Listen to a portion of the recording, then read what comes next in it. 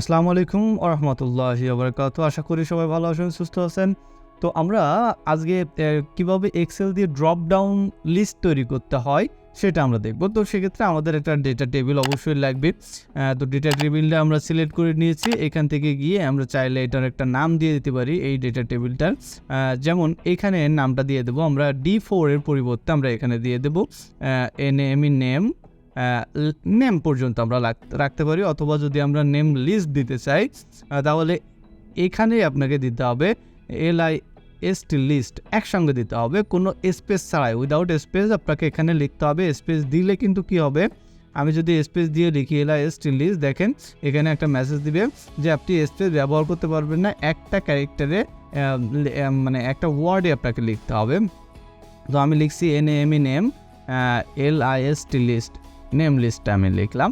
তাহলে আমি যদি এটাকে পরবর্তীতে সিলেক্ট করি, দেখেন এখানে উঠবে নেম লিস্ট। যদি আমি এক ঘর বেশি সিলেক্ট করি তাহলে কিন্তু এখানে D4 দেখাচ্ছে। ওকে, তাহলে একইভাবে এভাবে করে আমরা চাইলে এটা ড্রপ ডাউন করতে পারি। তো আমরা আর করছি না, জাস্ট আমি এখানে এটা ড্রপ ডাউনটা করে নিতে চাচ্ছি। তো সেক্ষেত্রে আমাকে কি করতে হবে, আমি জাস্ট এটাকে সিলেক্ট করে আমাদের ডেটার ভিতরে ক্লিক করতে হবে। ডেটার ভিতরে গিয়ে আমরা ডেটা ভ্যালিডেশনের ভিতরে ক্লিক করব। এখান থেকে ডেটা ভ্যালিডেশন এখানে ক্লিক করব, ভ্যালিডেশন সরি আমি ভুল বলছি, ডেটা ভ্যালিডেশনের উপর ক্লিক করব। করার পরে এখানে এই যে অ্যানি ভ্যালু আছে, অ্যানি ভ্যালু এখানে গিয়ে আমরা লিস্ট দেখাই দিব। ওকে, লিস্ট দেখাই দিয়ে জাস্ট আমরা যদি চাই যে এটাকে ড্র্যাগ করে দিব, আমরা ড্র্যাগ করে দিলে আমরা দেখতে পাচ্ছি নেম লিস্ট চলে আসে।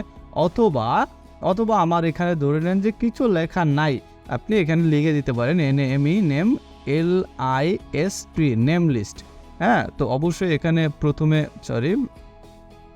নেম লিস্ট, এখানে প্রথমে অবশ্যই ইন্টার প্রেস কল প্রেস করে নিতে হবে, কলটা দিয়ে নিতে হবে, দিয়ে জাস্ট ওকে করে দেন।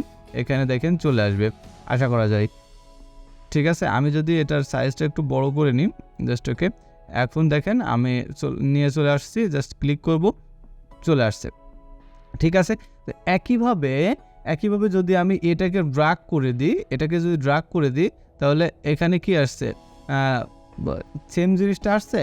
সেম জিনিসটা মানে আমরা কিন্তু এই নামটাকেই আমরা পাচ্ছি, সেম নামটাকে। যদি আমি এখানে ক্লিক করি সেম নামগুলো পাচ্ছি, কিন্তু আমি চাচ্ছি এই সেলটা নিতে, তাহলে কিন্তু এক্ষেত্রে ড্র্যাগ করলে নিবে না। এক্ষেত্রে কী করতে হবে, অবশ্যই আপনাকে, যদি আপনি নিচের দিকে ড্র্যাগ করেন ঠিক আছে, সেগুলো আমি এগুলো ডিলিট করে দিচ্ছি, তখন কিন্তু আপনি এখানে গিয়ে ওই লিস্টটাই পাবেন, সমস্যা নাই। ঠিক আছে, কিন্তু এই ডানের দিকে সিলেক্ট করলে যেমনটা আমাদের যোগ করার ক্ষেত্রে, বিয়োগ করার ক্ষেত্রে বা কোনো ফর্মুলার ক্ষেত্রে আমরা লেফট রাইট যেদিকে আপ অ্যান্ড ডাউন যেদিকেই আমরা এটাকে ড্র্যাগ করি না কেন, এটা কিন্তু আমরা পেতাম, কিন্তু এখন এক্ষেত্রে আর পাবো না বা পাচ্ছি না, তাই না? তো সেক্ষেত্রে অবশ্যই আপনাকে কী করতে হবে, আবার এখানে ফর্মুলা ভিতরে গিয়ে ডেটা ভ্যালিডেশন এখানে ক্লিক করে দিতে হবে, দিয়ে এখান থেকে গিয়ে আপনাকে লিস্ট দেখাই দেবে, লিস্ট দেওয়াই আছে। তো এখন এটাকে কি করতে হবে, জাস্ট এখানে ক্লিক করে আপনাকে আবার এটাকে দেখাই দিতে হবে।